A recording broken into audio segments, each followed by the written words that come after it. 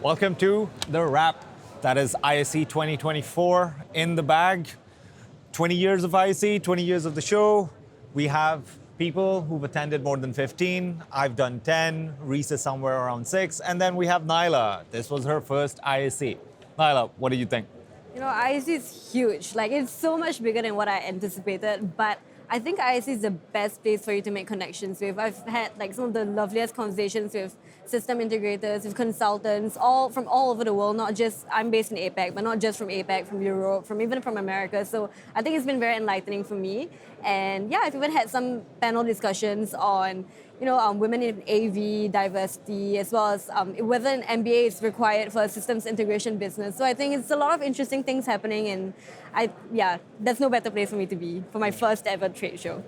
Yeah, Reese, what do you think? I think I have to follow up on that, just on the topic of diversity. It's been a massive talking point of the show, not so much about we need more diversity, but the fact that companies are taking serious action, not just in terms of gender, but also in terms of neurodiversity as well, and accommodating for disabilities. It's a very welcoming industry. We can do a lot better, but it's good to see companies taking that positive action. On the show floor itself, I have to say it's not so much about new and cutting edge technologies, but it's about improvement. It's about continuing to innovate in smaller ways to improve existing product lineups and providing that extra bit of stability and security for integrators and consultants that are looking for perhaps not the next disruptive technology on the show floor, but certainly a better technology. That's what we're looking at on the show floor today. I think it was interesting you said about people taking action. I've really noticed that this year with sustainability. Last year, I think it was Sony, it was on their stand, I made a big point of it, it was on the Samsung stand. Wasn't much else I saw last year. This year, almost everyone I've spoken to has wanted to talk to me about their sustainability credentials, what they're doing, what they're doing going forward. And that's great to see that they're actually, again, taking action and this is being taken seriously. I want more, but for now, it's a really good year for sustainability, I think. Yeah, just the sheer number of exhibitors that are here at ISE in Barcelona, you start to pick up trends, you start to see how the industry is moving forward. Very much like all of you have said, the conversations you have tell you what the people in the industry want to see in the coming years. Nyla, any specific trends that you've seen, something you want to highlight? Yeah, I mean, I've been speaking to a lot of integrators, right? And I feel like there's a focus, like the focus is shifting away from just the tech to making sure the tech has like appropriate and decent like post-sales support, like service support. So I think there's a huge focus now on service, which is pretty interesting for me to see. So it's not all about tech, it's about how much the manufacturer can support its end users and integrators as well. Yeah, I mean, the biggest trend I thought for me was we knew video bars were going to be everywhere, and they were, but actually it's part of a bigger conversation about audio tracking, video tracking, so it's intelligence in that meeting. If you get up and walk around, it will follow you, the camera will follow you, the microphones will follow you. Everyone had that. The QSys one I saw today with the Sear Vision was great, a really clever kind of way of doing that. It's doing a lot of stuff, it's like a virtual director, it's doing a lot of stuff that you don't even know is happening, but it's making that meeting for those in the room and those watching online a much better experience. Absolutely, I need to follow up on that because the focus hasn't just been on hardware, software has been incredibly strong this year. And of course, the big buzzword on the show floor, AI. What is AI? What are we using it for? Where's it really going to be making a big impact? I know Google's been big on that. There's been keynote speeches from Jeroen van der Moos, who's focused on his work and how it can affect the AV industry. And I really think the big impact there is going to be on the programming side, especially being able to convert from different languages and being able to provide that back-end support. I think is going to make a bigger difference than the more flashier side on content creation. So it'll be interesting to see how that develops. Just got to make sure that we're dealing with an actual technology and not a buzzword. Yeah. I agree with almost everything you guys have said. Services, very important, kind of translating that to what I'm seeing on the show floor. A lot of software, like you said, Reese.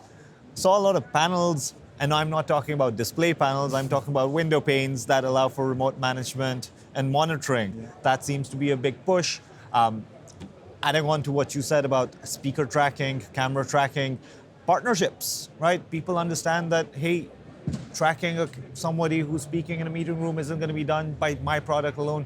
Maybe I should reach across the aisle to a microphone manufacturer or someone who makes PTZ cameras, and then we can come together and make the lives of integrators easier. Reese, overall thoughts about the show? What do you feel? What are the vibes? Well, 20 years, there was a lot of pressure on this year, and I think, to be honest, if you had high expectations, it's really paid off. We had an absolutely incredible night at the Innovation Awards at the MENAC in Barcelona. Huge numbers there, record-breaking integrators, bringing us the best projects from around the world.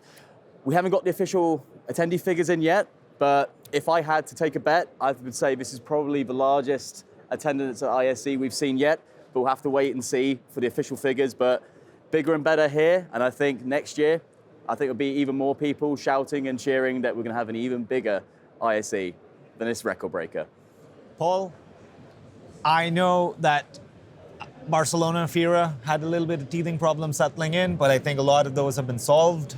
Yeah, I think that I think what people have done, it's really up the level of stand design. I think the stand designs are way better than they were at the RAI. There's more space, maybe it's to do ceiling heights and things like that. I think one issue that's a kind of minor gripe is actually the size of the crowds has meant that certain stands, especially LG and Samsung, it was really difficult to get on there and see what you wanted to see because there was just too many people. And you're sort of 4 people back from an LED wall or a really nice kind of intelligent touchscreen or something. But I think some of the bigger stands might have to look at some sort of crowd control next year. It seems crazy because all the stands want on as many people as possible.